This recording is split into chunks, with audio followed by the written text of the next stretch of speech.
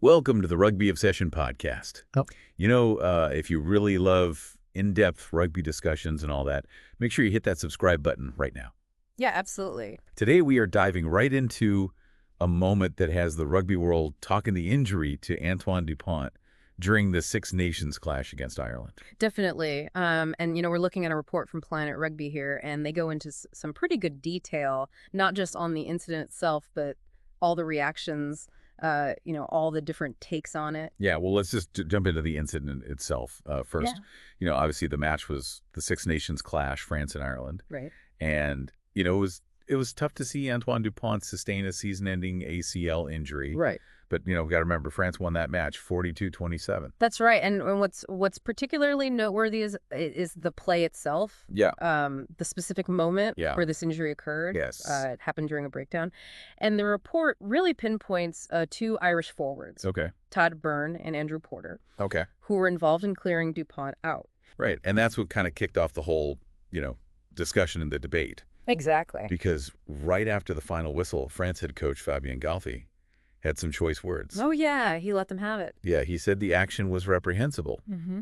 And, he even indicated that the French Rugby Federation president, Florian Grill, shared those concerns. Wow. So right up to the top, really expressing those concerns. Yeah, you could really sense the frustration Definitely. from the French side. It sounds like, and Galthy specifically mentioned that they might be citing two players. So it was very pointed, and, I think he was really expressing his dissatisfaction. And yeah, he wanted answers. Yeah, and emphasizing, the need to protect their players. Yeah, well, and that's where things get really interesting. Because despite these very public statements Right. and the suggestion that action might be taken, neither Andrew Porter nor Tadhg Beirne were cited by the citing commissioner. Interesting. It makes you think about the process itself, because you have these strong statements suggesting there's, a serious issue, but then the official review doesn't lead to any action. Yeah. It makes you wonder, what are the specific criteria, what evidence is required for a citing in these kinds of situations? Absolutely. And Andrew Porter himself came out and addressed the allegations from Galthy pretty directly. I mean, he stated that he had no intention of causing any injury. And that type of play just isn't part of his game. Okay. He sounded very firm. Yeah. In his defense. I think, you have to consider his perspective. Yeah. I mean, these are elite athletes. They understand the physicality of the game. Yeah. But in their minds, there's a clear difference between a hard, legal clear-out and intentional foul play. Yeah. Porter's response suggests that he feels his actions fell within the acceptable boundaries of the game. Right. Even though the outcome for Dupont was obviously very unfortunate. Right. The report did mention that he reached out to Dupont on Instagram. Oh, okay. Which, does suggest a level of respect and concern that kind of transcends the on-field competition. Yeah. And, hey, speaking of respect and concern, if you're enjoying this deep dive into the rugby world, make sure you subscribe to the Rugby Obsession podcast for more insights like this. Yeah. Now, turning our attention to Tadhg Beirne, he expressed sympathy for the injury, which, as a player at that level, you would expect. Right. I mean, nobody wants to see a player of DuPont's caliber sidelined.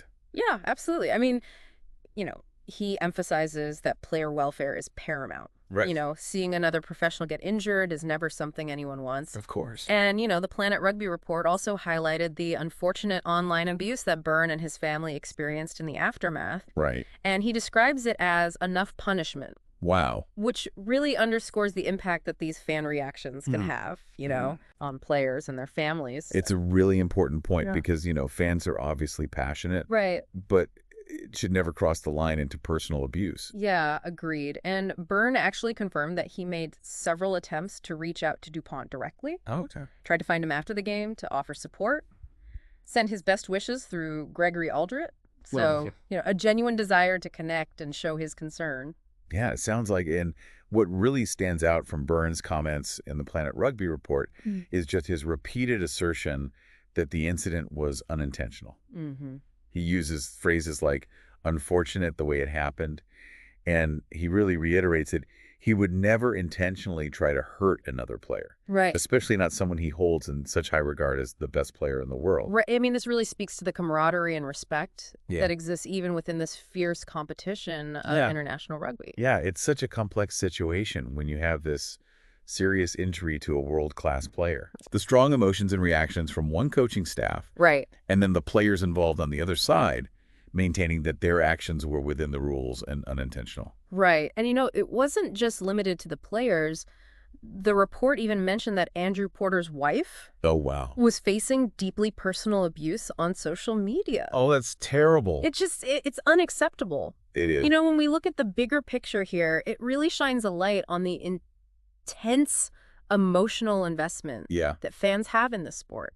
And, you know, how quickly and how intensely those emotions can be amplified through social media. Yeah, and it also feeds into that whole ongoing conversation about player safety in a sport that is so physically demanding. Yeah, absolutely. I mean, it's an ongoing conversation. And looking ahead for these two teams, Munster, where Todd Beirne plays, is focused on their upcoming Champions Cup match against La Rochelle. Right. Toulouse, of course, is now facing this huge challenge of playing the rest of their Champions Cup and top 14 season without Dupont.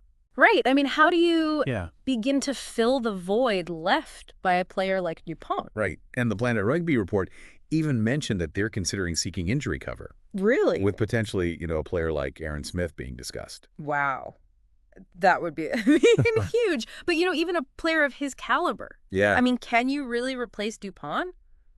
That's the question. Yeah. So we've taken a really detailed look at this incident. We have. And all of the, you know, ripple effects. We've explored the immediate aftermath, the reactions, the perspectives of the players directly involved, and some of the implications for both teams moving forward. Yeah. It's fascinating when you consider the physicality of rugby. Yeah. You know, these incredibly high stakes. And then you layer on top of that the immediate and intense scrutiny that comes with social media. Yeah. It gives us a lot to think about. It does. In terms of, you know, player conduct on the field and how these incidents are perceived and reacted to off the field. Absolutely. And now we want to hear from you. What are your thoughts on all this? Yeah. Do you think the reactions were justified? Head down to the comments section and share your thoughts. We would love to know what you think. Yeah. You know, it's important to consider all the different angles and engage respectfully with different viewpoints. Right. There are very rarely simple explanations or easy answers. Right. And that wraps up our deep dive into the Antoine Dupont injury and all the discussion that followed. Sure does. We've aimed to provide a thorough overview of the event, the different perspectives, and, you know, we've pulled all of that directly from the Planet Rugby report. Absolutely. And, you know, if you want more of this kind of insightful rugby analysis, make sure you subscribe to the Rugby Obsession podcast. Right. Thank you for listening to the Rugby Obsession podcast. Well, I appreciate it. We'll see you on the next episode.